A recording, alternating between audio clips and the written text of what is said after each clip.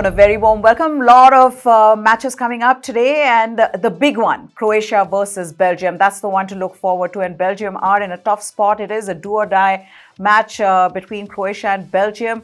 What can Belgium do today after all that has happened, the way they played in the last match? Hardik's here with me to take us through what we're expecting. Hardik, what do you think of this match? A big match and high-pressure match for both these teams. It will be a really tight contest. Belgium hasn't been at their best, but they have some very good players along with them. They're just lacking the enthusiasm. They somehow won the first game against Canada, but it was a tough one for them. Then a shocking defeat to Morocco, 0-2. The players are aging against Morocco. 7 of their 11 players were above 30. So that's an issue. Even their midfielder Kevin De Bruyne has said that in a press conference that they are aging and are outsiders to win the World Cup, and that has created a lot of tension inside the dressing room. And after their defeat, there were a lot of tension in the country as well. So I think that they can bounce back because Romelu Lukaku will be back in squad as well. He didn't start against Morocco, but he is expected to start against Croatia because this is a do or die fixture that we are anticipating today. And on the other hand, Croatia has been really good in the tournament so far. They created 6 big chances against Canada, which is a really good feat, I feel. And they have players like Modric, Brozovic and Kovacic in the midfield who can, govern the midfield, help the strikers in getting those crucial passes.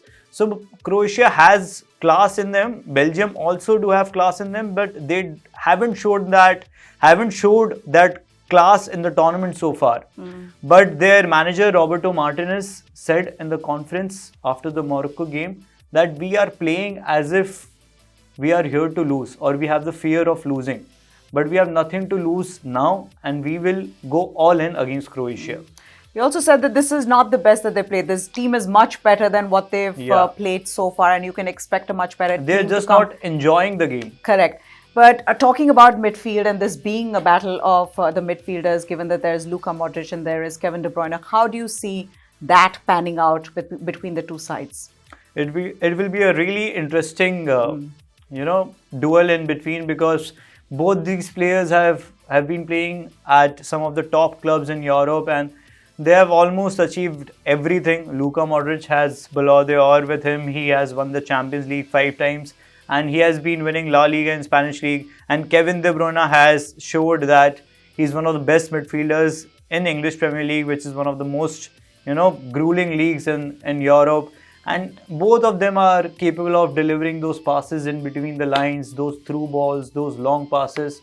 So it will be an end-to-end game and it will be governed by the midfield of both the sides. But what remains to be seen is how the finishing is from both ends. Yeah, that's right. Also, the other thing that these two teams came so close in 2018. Yeah. And, so that would be also playing on their minds. Croatia in the final. Belgium got in the third place. Correct. So that also is something that they'd be looking back and saying, we missed our opportunity there. This is now the chance for us. Yeah. That would be certainly in the back of their heads because this is a do or die contest. If Croatia loses, then their place in the group will be in scrutiny because if Morocco wins against Canada, which is very much likely because Canada has a lot of defensive shortcomings. So they will be at the top of the group and either of the Belgium or Croatia side would be on the second spot.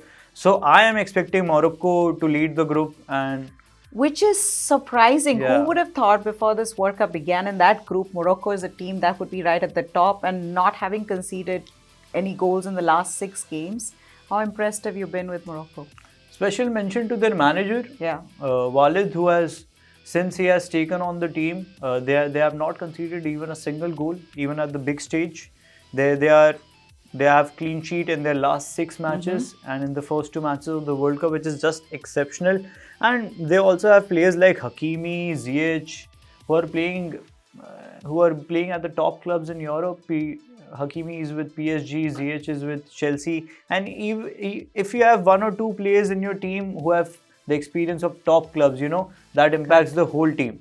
And it's not like these two are only playing in Europe. There are other players also in the team who are playing in Europe, not with such big teams, but they are playing in Europe. So they have the exposure, they have played alongside some of the very good European players. So I feel that that's where they have taken their learnings from, and they have the potential to top this group today. Okay, let's shift our focus to Group E clashes. Spain and Germany wanting the top spots. How do you see those two matches for them? Even that group has been wide open since Germany lost to Japan in the Correct. first match week, and then Germany did show that they are a strong side against Spain. It was a one-off for Japan because Japan also lost to Costa Rica in their next match. But it remains to be seen what happens on the last match week. Germany will be up against Costa Rica and Spain will be playing against Japan. So Spain also needs to win this because a draw would put them in a tricky situation and a loss might end their World Cup chances. So it will be, kind of a do or die for Spain as well. I expect Spain to win here because Spain has been just playing free-flowing football. They are just passing and passing and passing. And when the moment comes, they have the forwards who can convert those chances. So I'm expecting Spain, and even Germany has been ruthless. They were missing a striker in the first two games, but what we saw from Fulkrug in the second game, he came onto the pitch in the last 20 minutes. He's an out-and-out striker, and he scored that goal, which kept Germany's hopes alive in the World Cup. So I think that Fulkrug will be starting this game because Germany is just not, getting that final touch in the box when an out-and-out striker is not there. Hansi Flick has tried Havertz, he has also tried Muller, but things are just not clicking in the final third. So I am expecting Fulkrug to start, and Costa Rica were on the losing end against Spain, 0-7. So if Germany can even win by 2 or 3 goals, that would be a good result. That's an easy one to predict. Let's talk about Croatia and Belgium before we wrap this up. Who do you pick as your winner between these two sides? Croatia is a much better side on the basis of stats, XG. They are quite equal, but I feel that what's happening inside the dressing room back in their nation, Belgium might be able to, get 3 points from here. That's what Wayne Rooney also thinks. So thank you so much, Hardik. That's it from us. Goodbye. Thanks for watching.